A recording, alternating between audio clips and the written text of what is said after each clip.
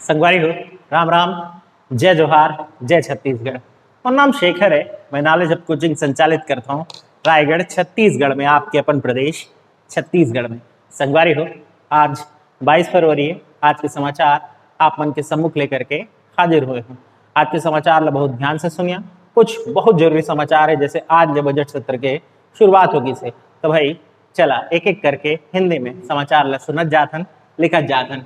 पहला समाचार, छत्तीसगढ़ राज्य के बजट सत्र का औपचारिक शुरुआत आज से हो गया। एक महीने से भी ज्यादा समय तक चलने वाला ये जो सत्र है वो बहुत हंगामा खेज रहने वाला है। बहुत सारे प्रश्न लगाए गए हैं और छत्तीसगढ़ शासन इन प्रश्नों से बचने का प्रयास भी करेगी और बहुत हद तक उत्तर देने का प्रयास भी करने वाली है। इसके बाद हमें इसी सत्र में बजट के बारे में जानकारी मिलेगी कि हमारे राज्य में किस तरह का बजट इस साल पेश किया जा रहा है। कोरोना के बाद का बजट होगा तो बहुत कुछ होगा जो नजर में रखना होगा। वैसे 22 फरवरी से 26 मार्च तक सत्र चलेगा और राज्यपाल महोदया जो है हमारी अनुसुईया उइके जी, वो अभिभाषण दी और इसके साथ बजट सत्र की शुरुआत हुई। हमेशा राज्यपाल के अभिभाषण के साथ ही विधानसभा का बजट सत्र या कोई भी सत्र जो है वो शुरू होता है। यहाँ राज्यपाल महोदया का अभिभाषण केंद्रीय सचिव लिखते हैं, कैबिनेट सचिव जो होते हैं वो तैयार करके देते हैं। राज्य सरकार की उपलब्धियां इसमें गिनाई गई हैं, जिसमें सबसे ज्यादा उपलब्धि अभी हुई धान खरीदी को लेकर के रहा। और जो आंकड़ा सामने आया है राज्यपाल के अभिभाषण से, जिसे आयोग को मानना ही पड़ेगा, वो कुछ इस तरह से है कि 95% किसानों का धान विक्रय हुआ न्यूनतम समर्थन मूल्य पर। दूसरा, 92 लाख मीट्रिक टन धान की खरीदी हुई राज्य सरकार के द्वारा। और तीसरा जो महत्वपूर्ण आंकड़ा है वो ये है कि छत्तीसगढ़ में 2053,433 इतने किसान धान विक्रय कर सके और जो बचे हुए किसान हैं वो रिमेनिंग 5% है जिनको बेचने का मौका नहीं मिल पाया। लेकिन इसमें दो तीन चीजें हैं जो रिकॉर्ड बनाई। 95% किसानों द्वारा पहली बार धान विक्रय हुआ, जितने पंजीकृत हुए थे उसकी सबसे बड़ी संख्या अब तक रही है विक्रय कर सके जो। और दूसरा ये रहा कि 92 लाख मीट्रिक टन की धान खरीदी कभी नहीं की थी राज्य सरकार ने, ये पहली बार हो गया है। तो राज्य इसको बड़ी उपलब्धि के रूप में गिना रहा है और हम इसे एक प्रश्न के रूप में याद रखेंगे। फिर हम बात करेंगे कि इस सत्र में कितने प्रश्न लगे हुए हैं। 2350 प्रश्न लगे हुए हैं, जिनमें दो कैटेगरी के प्रश्न होते हैं, तारांकित और अतारांकित। कुछ प्रश्न ऐसे होंगे जिनका उत्तर मंत्रियों को तुरंत देना होगा और कुछ जिसको वो लिख करके जवाब देंगे। तो उन प्रश्नों की सूची कुल है 2350। फिर हम बात करेंगे छत्तीसगढ़ के 14 नगर निगम क्षेत्र के नए प्रावधान को लेकर। आने वाला जो महीना है, इनफैक्ट मार्च के बाद का महीना, अप्रैल मंथ में 1 अप्रैल से छत्तीसगढ़ राज्य के 14 नगर निगम क्षेत्र को ऑनलाइन किया जा रहा है।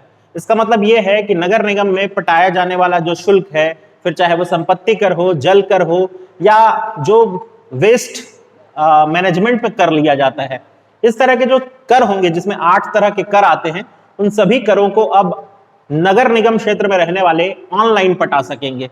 अभी तक आपको निगम जाना पड़ता था, डोर टू डोर कलेक्शन की बात हुई थी, लेकिन वो प्रभावी नहीं रहा।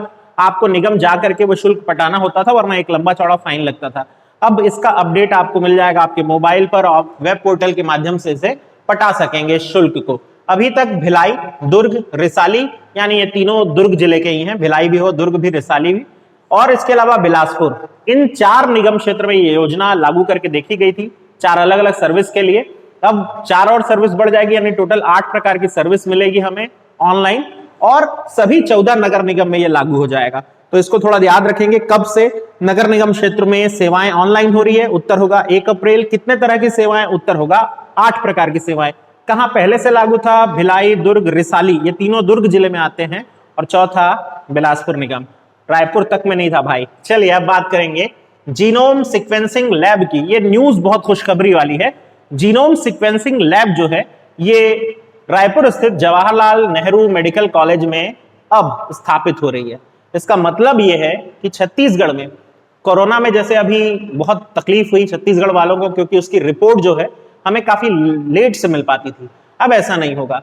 कोरोना या उस जैसी और कोई भी बीमारी, फिर चाहे वो इबोला हो, फिर चाहे वो स्वाइन फ्लू हो, इस तरह के अगर किसी गंभीर रोग का हमें टेस्ट करना है तो वो टेस्ट अब रायपुर में ही संभव हो सकेगा। इसका मतलब यह है कि 48 घंटे के भीतर छत्तीसगढ़ में रिपोर्ट आ सकेगी। इससे पहले तक हमें लैब जो भेजना पड़ता था डाटा कलेक्शन करके, वो पुणे भेजना पड़ता था। नेशनल वायरोलॉजी लैब पुणे में है, हम वहां भेजते थे, वहां से आंकड़े आते थे और फिर हॉस्पिटल तक भेजा जाता था, अब ऐसा नहीं होगा। रायपुर में ये संभव होगा।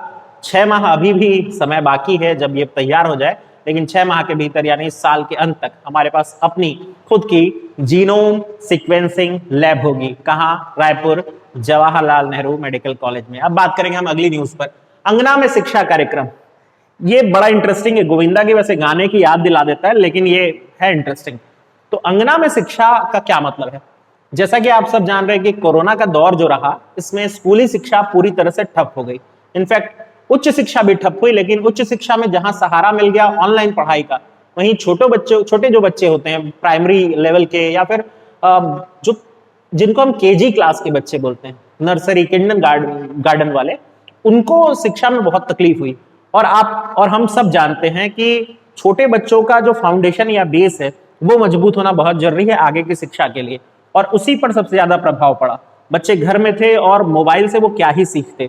तो अब एक नया कार्यक्रम लाया जा रहा है जिसके तहत, क्योंकि अभी भी कोरोना रिकवर नहीं हुई है चीजें, तो अभी भी स्कूल छोटे बच्चों को नहीं बुलाया जा रहा है, तो उनकी माताओं के माध्यम से उनको शिक्षा मिले। इसमें क्या होगा कि घर की जो महिलाएं हैं, माताएं होंगी या जो दादी होंगी, आमतौर पर माताओं को ट्रेनिंग दी जाएगी कि कैसे घर की सामग्रियों से वो अपने बच्चों को शिक्षित कर सकते हैं। जैसे सब्जियों के अलग अलग रंग दिखा करके रंग पहचानना, सब्जियों की गणना से काउंटिंग करना, इस तरह की छोटी छोटी चीजों को वो कैसे अपने बच्चों को सिखा सकती हैं। माचिस की रेलगाड़ी बनाना, जैसा हम बचपन में किया करते थे, और उसके माध्यम से डिब्बे काउंट कराना, ये सब जो है शिक्षा का एक नया तरीका बन रहा है, जिसको नाम दिया गया है अंगना में शिक्षा। पहले तो संबंधित जो सरकारी स्कूल है उसकी शिक्षिकाओं की ट्रेनिंग हो रही है, वो शिक्षिकाएं घर की महिलाएं जो है उनको शिक्षित करेंगी स्कूल बुलाकर, और फिर वो महिलाएं बच्चों को शिक्षित करेंगे। वैसे तो कहा जाता है कि माता हर बच्चे की पहली शिक्षिका होती है, लेकिन सिर्फ इतना ही नहीं, बच्चे के बड़े होने तक वो उसको पूरा जीवन का गणित भी सिखा जाती है। तो भाई माताओं पर एक जिम्मेदारी और आ रही है। अब आप सोचेंगे कि उन माताओं का क्या जो कामकाजी हैं, काम पे जाती हैं या खुद पढ़ी लिखी नहीं है। इसीलिए इस योजना को अपनाया गया है ताकि सरलतम रूप में उन्हें बताया जा सके। लेकिन अभी भी कामकाजी जो महिलाएं हैं उनके बच्चों को कैसे शिक्षित किया जाएगा, इसका जवाब विभाग के पास नहीं है। भाई वो रेजा कुली का काम करने जा रही हैं, ईंट उठाने जा रही हैं, बेचारी मेहनत कर रही हैं दिन भर, और फिर वो अपने बच्चों को कब पढ़ाए? क्या सारी जिम्मेदारी महिलाओं को दे दो? लड़कों को बुला के पढ़ाना चाहिए। खैर, अब बात करते हैं पापाओं की भी ट्रेनिंग हो ना। फिर हम बात करेंगे कोपरा पक्षी महोत्सव की। तो देखिए, छत्तीसगढ़ में एक बहुत खास पक्षी महोत्सव हुआ, हमने पहली बार पक्षी महोत्सव होते देखा, और ये बेमेतरा जिले में आयोजित हुआ था, गिधवा परसदा पक्षी महोत्सव। इससे उत्साहित होकर बिलासपुर में कोपरा पक्षी महोत्सव का अनाउंसमेंट किया गया। ये अनाउंसमेंट किया गया बिलासपुर जिला प्रशासन के द्वारा, और बहुत तामझाम के साथ इसका प्रचार भी किया गया। उद्घाटन करने खुद संभाग आयुक्त डॉक्टर संजय अलंग जी को बुलाया गया। उम्मीद की गई थी बहुत सारे दर्शक पहुंचेंगे, लेकिन नहीं पहुंचे। कुछ 500 लोग ही पहुंच पाए, जबकि 5000 लोगों के बारे में सोचा गया था। फिर भी हमें जानने के लिए एक जगह मिल गई, एक वेटलैंड मिल गया, एक आर्द्र परिसर मिल गया जिसका नाम है कोपरा। और ये कहाँ है? तो जिला बिलासपुर में है।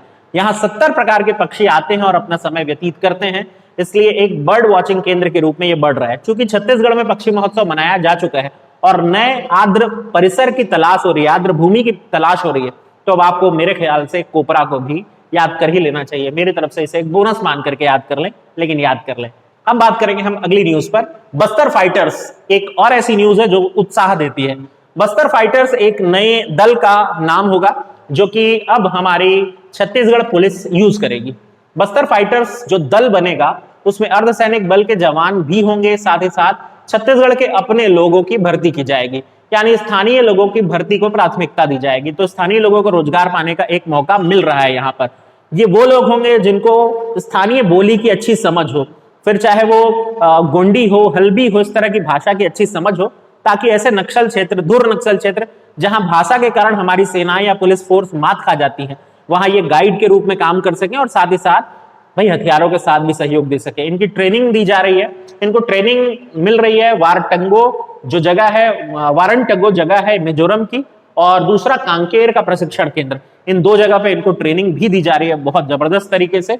साथ ही साथ बाद में इनकी हैदराबाद में भी ट्रेनिंग होगी और उसके बाद इनकी नियुक्ति होगी। पुलिस विभाग ने राज्य सरकार को यह मॉडल भेजा था जो अब मंजूर कर लिया गया है। बजट में इस पर प्रावधान होने वाला है। कितनी राशि मिलेगी अभी तक घोषणा नहीं है, लेकिन ये यूनिट बन रही है, ये तय हो गया है। तो आपको याद रखना है, बस्तर फाइटर्स नक्सल क्षेत्रों में छत्तीसगढ़ के अपने लोग, स्थानीय भाषा के जानकार लोगों की भर्ती, रोजगार का एक अवसर, सबसे खुशी की बात तो ये। फिर हम बात करेंगे गोंडवाना कप टेनिस टूर्नामेंट की। छत्तीसगढ़ में खेला जाने वाला ये tennis tournament all India level का एक टूर्नामेंट है, जो कि प्रदेश में अगर देखें तो सबसे बड़ा टेनिस टूर्नामेंट तो है ही, साथ ही साथ पूरे देश में सबसे बड़ी इनामी राशि का टूर्नामेंट भी माना जाता है। इसका आयोजन रायपुर में हो रहा है। 22 से 26 फरवरी तक यूनियन क्लब में आयोजन होगा। वैसे इसका एक इतिहास भी है, मैं आपको बता दूं। 1937-38 में 1937-1938 में सबसे पहली बार इस खेल का आयोजन शुरू हुआ था। फिर यह खेल साल दर साल चलता रहा, पहले लोकल लेवल पे रहा।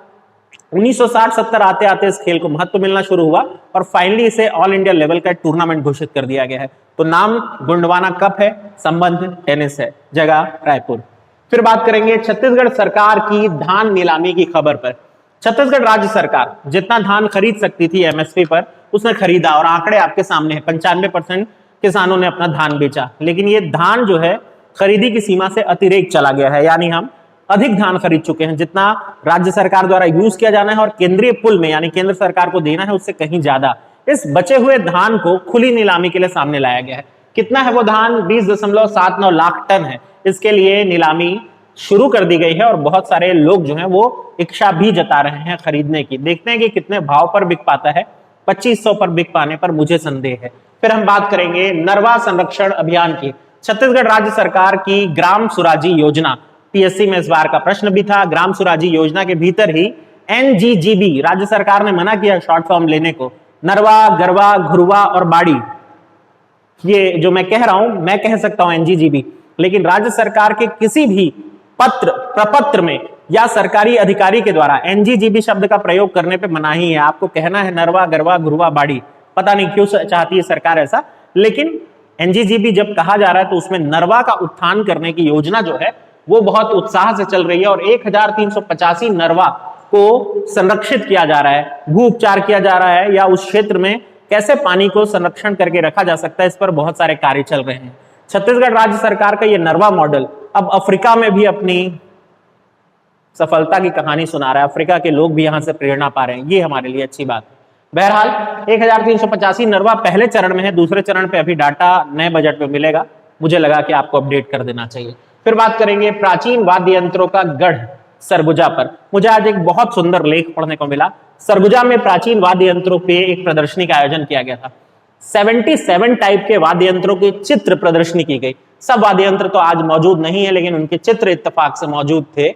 इन वाद्य यंत्रों के बारे में जानकारी भी दी गई और बताया गया कि सरगुजा का नाम सरगुजा इसीलिए पड़ा क्योंकि यहाँ बहुत तरह के वाद्य यंत्र थे। एक दौर था जब सरगुजा अंचल में वाद्य यंत्र की जो ध्वनि है, सुंदर मधुर ध्वनि, वो गूंजा करती थी सभी तरफ। इसीलिए सरगुजा को सरगुजा नहीं सरगुंजा कहा जाता था। सरगुंजा, और यही सरगुंजा, गुंजा यानी गुंजायमान होना, यही सरगुंजा आगे नाम बदल करके सरगुजा बदला। कुछ वाद्य यंत्रों की जानकारी दी गई जो मेरा ध्यान आकर्षित कर रही थी। मुझे लगा आपसे बताना चाहिए, आपसे शेयर करना चाहिए। मैं आपको बताता हूं, आप नोट करिए इसे। जैसे एक वाद्य यंत्र है झुनका। झुनका वाद्य यंत्र शेरों को आकर्षित करने वाला वाद्य यंत्र कहा जाता था। कहते हैं इससे निकलने वाली ध्वनि सुनकर के शेर आकर्षित होते थे। अक्सर शिकारी इसका प्रयोग करते थे शेर को ट्रैप में या जाल में फंसाने के लिए। दूसरा एक वाद्य यंत्र होता था घुमरा। किसान जो कि रात को अपनी फसल की रक्षा के लिए मचानों में रहते थे, वो जंगली जानवर से बचने के लिए यह वाद्य यंत्र बजाया करते थे, जिसका नाम होता था घुमरा। इससे भयंकर से भयंकर मांसाहारी जानवर भी दूर भाग जाता था इसके शोर से। इसके अलावा ढोंक, ये कमाल का वाद्य यंत्र है, मतलब कमाल ही। वाद्य यंत्रों को या तो मुंह से फूंक कर बजाया जाता है, हाथ से पीट कर बजाया जाता है, या फिर आप देखते हैं कि उनके तारों को छेड़कर बजाया जाता है। लेकिन ये एक ऐसा वाद्य यंत्र है जिसको पेट के सहारे बजाया जाता है। तो हाथ और पेट से बजाया जाने वाला वाद्य यंत्र आपने मेरी गारंटी कभी नहीं पढ़ा होगा। आज जानिए, ढोंक वाद्य यंत्र नाम था उसका, हाथ और पेट के सहारे।